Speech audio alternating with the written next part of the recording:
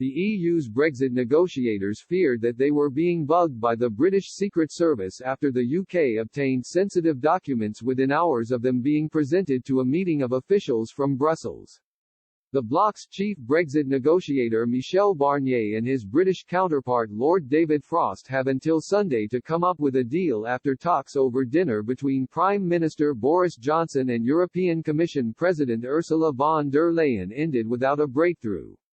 The leaders agreed that talks should continue in the next few days and that by December 13 a firm decision will need to be taken on the future of the negotiations.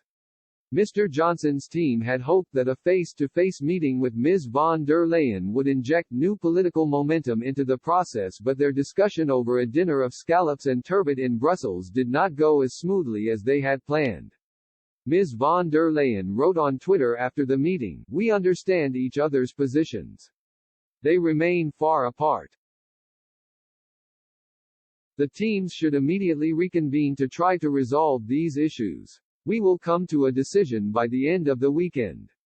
Last night, Mr. Johnson reiterated that there is a strong possibility of no deal with the EU. As the clock ticks down, an interview with a highly placed EU source has resurfaced, which suggests Brussels might not trust Britain entirely during these talks.